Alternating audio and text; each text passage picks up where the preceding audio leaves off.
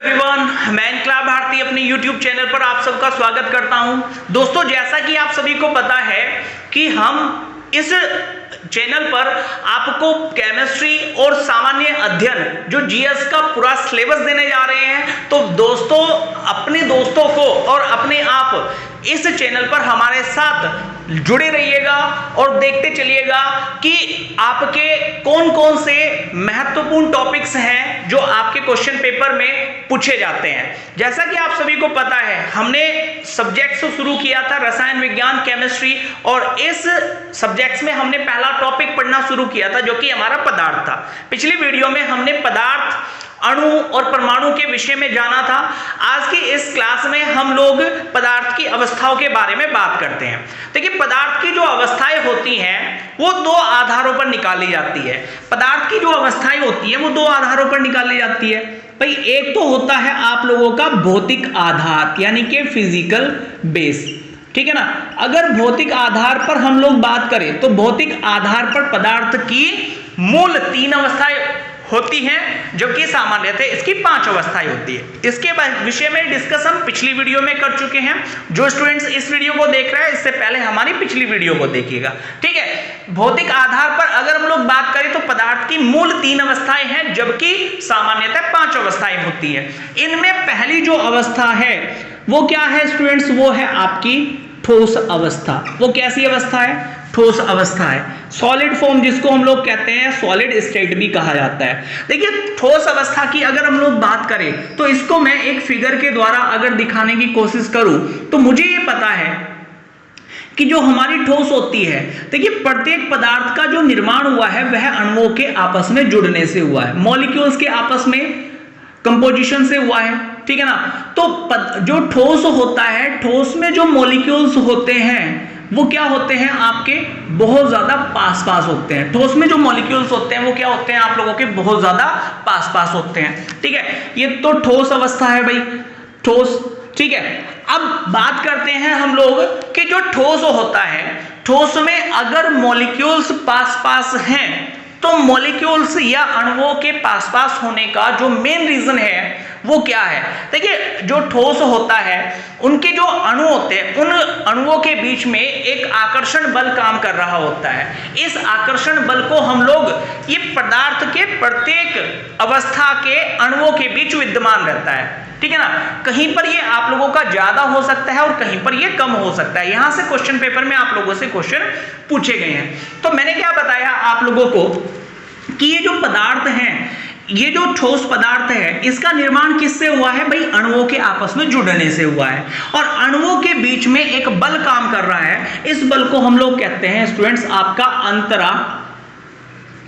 अंतरा आणविक बल या इंटरमोलिक्यूलर फोर्स, इसको हम लोग कहते हैं। अंतरा आणविक बल या इंटरमोलिक्यूलर फोर्स हम लोग कहते हैं इसको। अब बात आती है कि अंतरा आणविक बल पदार्थ की किस अवस्था में सबसे ज्यादा होता है। ये सवाल पेपर में आया हुआ है। तो आपको बता दें कि ठोस में आपका अंतरा आणविक बल सबसे ज्यादा होता है। उसकी वजह क्या है? उसके बारे में हमें कहां से पता चलता है कि भाई अंतरा आणविक बल ठोस में सबसे ज्यादा होता है? उसकी वजह ये होती है कि ठोसों का जो गलनांक होता है वो ज्यादा उच्च होता है, ठीक है ना। उच्च होने का कारण क्या है कि उनके बीच में अंतरा आणविक बल का मान ज्यादा होता है। ये कैसे होगा उस चीज को भी हम लोग समझेंगे। दूसरी बात आप लोगों को यहां ध्यान ये रखनी है स्टूडेंट कि आप लोग ये देख रहे होंगे कि जो अणु हैं, अणुओं के बीच में कुछ स्थान खाली दिखाई दे रहा होगा। जैसे कि अगर हम इसकी बात करें, ये एक ऐसा स्थान है, ये खाली आप लोगों को दिखाई दे रहा है, तो इसको कहा जाता है आपका अंतरा आणविक अवकाश। अंतरा आणविक अवकाश। तो अंतरा आणविक अवकाश की अगर हम लोग बात करें तो जो ठोस अवस्था होती है, जो सॉलिड फॉर्म होती है, सॉलिड फॉर्म में इंटरमोलिक्यूलर स्पेस, अंतरा आणविक अवकाश जो होता है वो सबसे कम होता है। जबकि गैस अवस्था में हम लोग देखेंगे कि गैस अवस्था में इंटरमोलिक्यूलर स्पेस क्या होगा? सबसे ज्यादा होगा। लेकिन वहां पर अंतरा आणविक बल, इंटरमोलिक्यूलर फोर्स का जो मान होगा, जो वैल्यू होगी, वो सबसे कम होगी, ठीक है। तो मैंने आपको क्या बताया है? मैंने आपको ठोस अवस्था के विषय में बताया है। अब ठोस अवस्था के गुण पढ़ लेते हैं हम लोग कि गुण कौन कौन से होते हैं ठोस के। तो गुणों की अगर हम लोग बात करें तो सबसे पहली बात ये है स्टूडेंट्स आप लोगों का कि ठोस जो होते हैं, देखिए ठोस का जो आयतन होता है, ठोस का जो आयतन होता है वो क्या होता है, निश्चित रहता है, यानी कि आयतन कभी भी नहीं बदलता है। ठोस का जो आयतन होता है वो कभी भी नहीं बदलता है, ठीक है ना। दूसरी बात यहां पर वो क्या है कि भाई आकार निश्चित रहता है, आकार क्या होता है इनका, निश्चित होता है, आकार में कोई भी बदलाव नहीं हो सकता है, ठीक है। तीसरी बात अगर हम लोग बात करें तो जैसा कि मैंने आपको बताया है इनके बीच में क्या होता है, अंतरा आणविक बल का मान सबसे ज्यादा होता है। अगर अंतरा आणविक बल का मान सबसे ज्यादा है तो इसका मतलब ये हो गया है कि जो अणु है वो आपस में बहुत मजबूती के साथ जुड़े हुए हैं, ठीक है। अगर मजबूती के साथ आपस में जुड़े हुए हैं तो उस स्थिति में इस बल को तोड़ने के लिए हमें अत्यधिक ऊर्जा की आवश्यकता होगी, यानी कि अणुओं को अत्यधिक ऊर्जा देने की जरूरत होगी, ठीक है। अगर अणुओं को अत्यधिक ऊर्जा देनी होगी तो इसका मतलब क्या हो गया कि ये जो ठोस होते हैं ये अत्यधिक तापमान पर आपका गलन की अवस्था में आएंगे, गलन की अवस्था में आएंगे, यानी कि ये तरल एक अवस्था से दूसरी अवस्था में बदलने के लिए इन्हें अधिक ताप देने की जरूरत पड़ेगी, ठीक है। और इसी को हम लोग क्या कहते हैं, गलनांक कहते हैं। तो इनका गलनांक क्या होता है, उच्च होता है, गलनांक बहुत ज्यादा होता है, ठीक है। इसके बाद में अगर हम लोग और बात करें तो ठोस अवस्था के बारे में दूसरी जो अवस्था है वह है आपकी द्रव अवस्था, द्रव अवस्था, ठीक है। देखिए द्रव अवस्था की अगर हम लोग बात करें तो द्रव अवस्था को भी हम लोग डायग्राम से समझने की कोशिश करते हैं स्टूडेंट्स। द्रव अवस्था में क्या होता है, तो द्रव अवस्था में जो अणु होंगे वो क्या होंगे, थोड़े से दूर दूर होंगे, ठीक है, थोड़े से दूर दूर होंगे।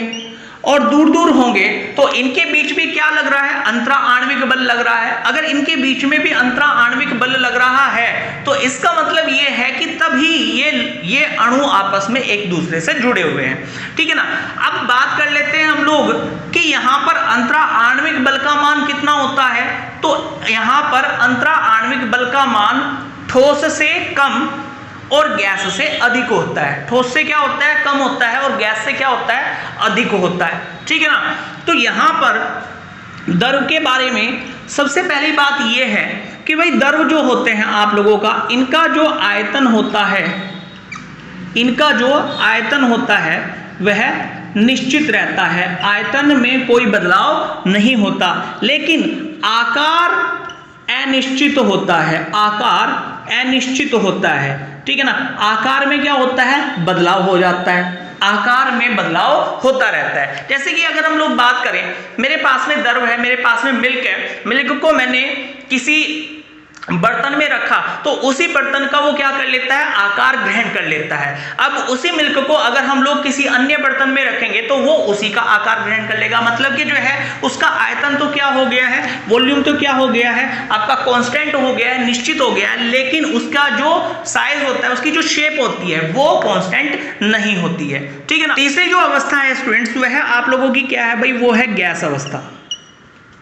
देखिए गैस अवस्था के बारे में अगर हम लोग बात करें तो गैस अवस्था क्या है, गैस अवस्था को भी हम लोग डायग्राम से अगर समझें तो हमें ये पता चलता है कि गैस में जो मॉलिक्यूल्स होते हैं वो बहुत ज़्यादा दूर दूर होते हैं। गैस में जो मॉलिक्यूल्स होते हैं वो क्या होते हैं स्टूडेंट्स, बहुत ज़्यादा दूर दूर होते हैं। तो इनमें जो अंतरा आणविक बल का मान होता है वो क्या होता है, सबसे कम होता है, जबकि अंतरा आणविक अवकाश का जो मान होता है वो सबसे ज़्यादा होता है। अगर इनके गुणों की बात करें तो इनका जो गुण होता है तो हम ये कह सकते हैं कि भाई इनका आयतन क्या होता है, अनिश्चित होता है। आयतन जो है इनका अनिश्चित होता है, आयतन कांस्टेंट, वॉल्यूम इनका कांस्टेंट नहीं रहता है। दूसरी बात यहाँ पर यह है कि इनका आकार भी अनिश्चित होता है, मतलब शेप भी या साइज भी इनका क्या होता है, कांस्टेंट नहीं रहता है। लेकिन जो इंपॉर्टेंट बात है वो ये है कि गैस अवस्था में संपीड्यता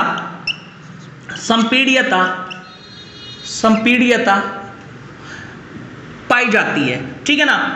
संपीड्यता उपस्थित रहती है या आपकी गैस अवस्था पर जो कंप्रेसर होता है या कंपैरिजन होता है, उसका क्या होता है, कंप्रेसराइज जब गैस को किया जाता है तो उसका प्रभाव होता है। अब संपीड्यता का मतलब क्या हो गया कि कहने का मतलब ये हो गया है कि भाई गैस अवस्था एक ऐसी अवस्था है पदार्थ की जिस पर दाब का प्रभाव होता है। आप इसको ऐसे समझ सकते हैं, जैसे कि एग्जाम्पल के तौर पर मैं आप लोगों को एग्जाम्पल बताता हूं, लेकिन उससे पहले एक चीज हम लोग समझते हैं। मेन बात यह है कि संपीड्यता किन आधार पर होती है, संपीड्यता के लिए हमें किन बातों का ध्यान रखना होता है। तो संपीड्यता के लिए स्टूडेंट्स हमें कम ताप या निम्न ताप कह सकते हैं हम लोग, कम या निम्न ताप और उच्च दाब की आवश्यकता होती है, उच्च दाब की आवश्यकता होती है, ठीक है ना। तो मैंने आपको क्या बताया, मैंने आपको ये बताया है कि भाई जो आपकी संपीड्यता होती है, जो कंप्रेशन होता है, तो कंप्रेशन के लिए हमें किन चीजों की आवश्यकता होती है, किन बातों का ध्यान रखना होता है। तो अवस्था परिवर्तन के लिए यानी कि गैस को संपीड़ित करने के लिए हमें निम्न ताप और उच्च दाब की आवश्यकता होती है, ठीक है ना। तो बात यहां पर कर लेते हैं हम लोग कि गैस के अंदर कौन सा गुण पाया जाता है। तो गैस जो है एक पदार्थ की एक ऐसी अवस्था है जिसको संपीड़ित करके, जिसके दाब को बढ़ा करके हम वो गैस अवस्था से द्रव अवस्था में बदल सकते हैं, ठीक है ना। तो यहां पर जो है आप लोगों का, जैसे कि अगर हम लोग बात करें, आपने एक गैस का नाम सुना होगा CNG। इसको क्या कहते हैं हम लोग, इसको कहते हैं हम लोग कंप्रेसराइज्ड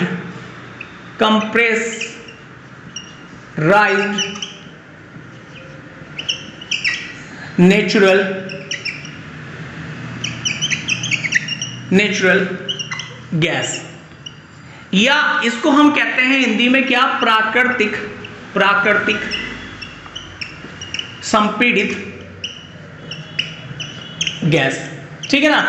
प्राकृतिक संपीड़ित गैस इसको हम लोग कहते हैं। इसी तरह से आप लोगों का दूसरी गैस का नाम सुना होगा आप लोगों ने, जो आपके रसोई घर के सिलेंडर्स में इस्तेमाल की जाती है, जिसको हम लोग क्या कहते हैं स्टूडेंट्स, जिसको हम लोग कहते हैं LPG या लिक्विफाइड पेट्रोलियम गैस कहा जाता है इसको, ठीक है ना। लिक्विफाइड पेट्रोलियम गैस या द्रवित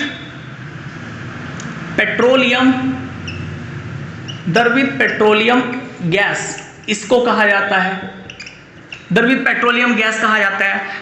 आप मुझे कमेंट्स करके ये बताइएगा कि द्रवित पेट्रोलियम गैस जो है, द्रवित पेट्रोलियम गैस में किन गैसों की सर्वाधिकता या अधिकता पाई जाती है, ठीक है ना। या द्रवित पेट्रोलियम गैस किन गैसों का अवयव है, ठीक है ना। इसके बारे में कमेंट्स करके बताइएगा।